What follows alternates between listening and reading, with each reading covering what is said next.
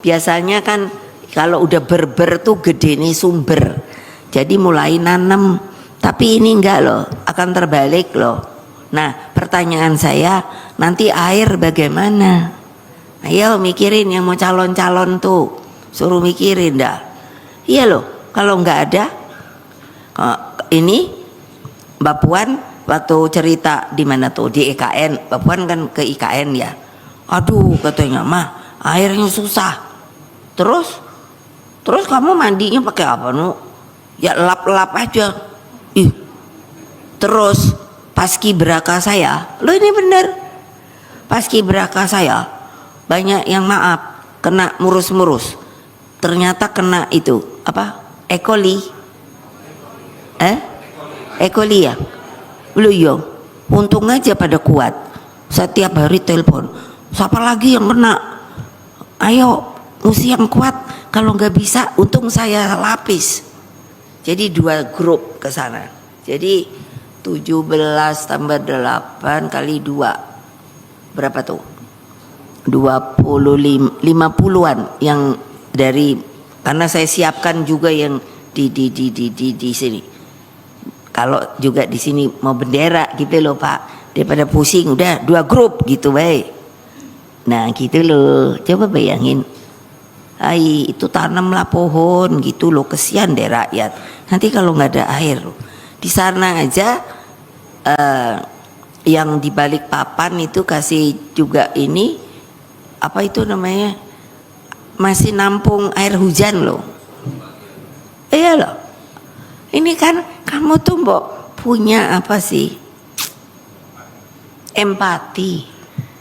Masa nggak kasihan sih ngeliatin gitu? Aku tuh suka bener loh kalau ke daerah.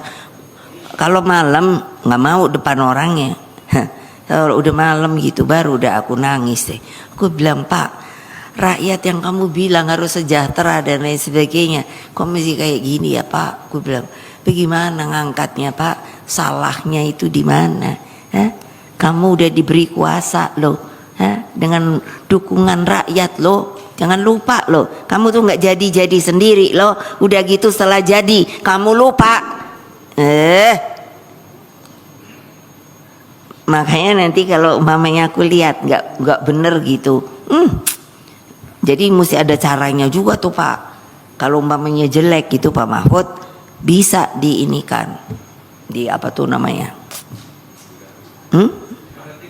diganti apa di apa namanya? Bukan, ini kalau semuanya yang jadi ini eksekutif ini loh. Kalau udah keenakan gitu terus lupa sama rakyat, padahal dia didukung oleh rakyat gitu loh. Nah ya, kalau Maksul saya nggak tahu itu hanya buat presiden atau buat kalian juga. Kata itu loh. Lo ya lo bener loh. Lo saya ngomong bener kok. Jangan nanti terus dipelintir-pelintir. Ibu Mega apa namanya tuh? Apa ya? Menyindir-nyindir enggak. Saya ngomongin cara hukumnya. Boleh apa enggak? Itu enak aja rakyatnya miskin terus gitu. Kapan itu bayangin, masuk saya yang tahu. Saya bilang sama Mbak Risma, saya lihat ada di TV ada bapak-bapak udah tua deh. Terus dibilangnya dari narasinya dia tinggalnya di kandang kambing. Terus udah gitu makannya hanya kalau ada yang memberikan, dicari gitu aja. Ketemu, masa kalian yang kayak gini-gini bersih-bersih nggak pernah mau nyariin kayak gituan? Suruh anak ranting, bukannya untuk ini hanya ngasih tahu di sini ada orang miskin, di sini ada begini itu loh. Udah gitu kamu kalau udah jadi kan nyatet loh, tolong dibantu gitu. Kalau anak yang namanya nggak pernah sekolah ya kamu sekolahkan. Terus selalu bilang gak ada duitnya, tapi kalau untuk pergi-pergi foya-foya punya duitnya. Gimana coba? Pikir dah yang mau jadi. Tolong dong, yang namanya rakyat itu bener loh. Kasian. Karena apa? Kalau mereka miskin papa, terus kita mau membuat apa? Nggak. Yang kita nyanyikan Indonesia Raya, Indonesia Raya, apa? Indonesia Raya. Bung Karno tadi mengatakan ini merdeka itu hanya jembatan emas.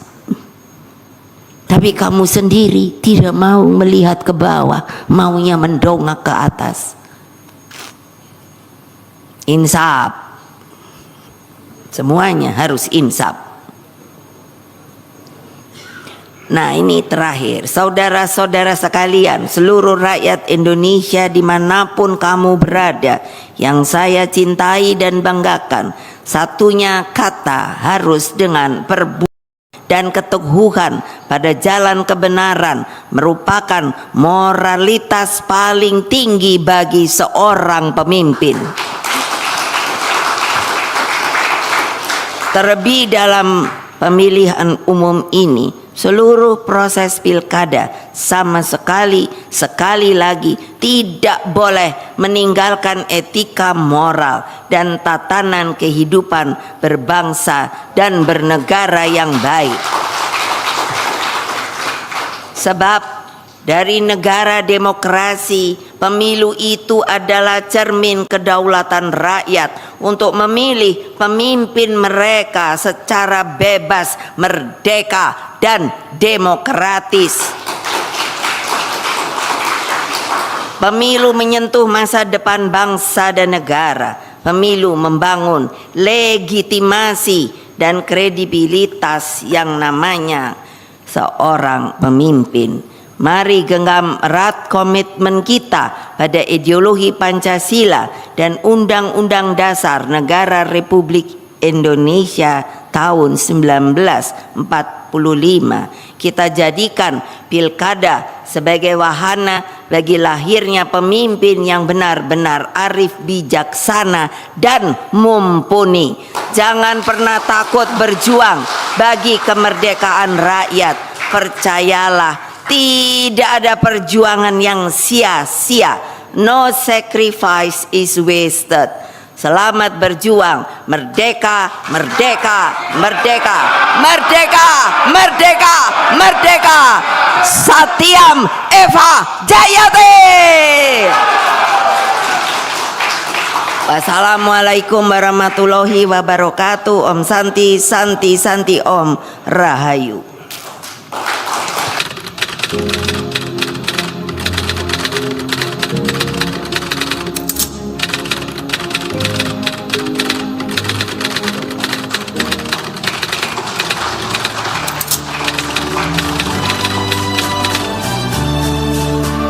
Tahun ini, 79 tahun sudah kita hidup sebagai bangsa yang merdeka. 79 tahun sudah kita menjaga Indonesia sebagai rumah bersama untuk semua.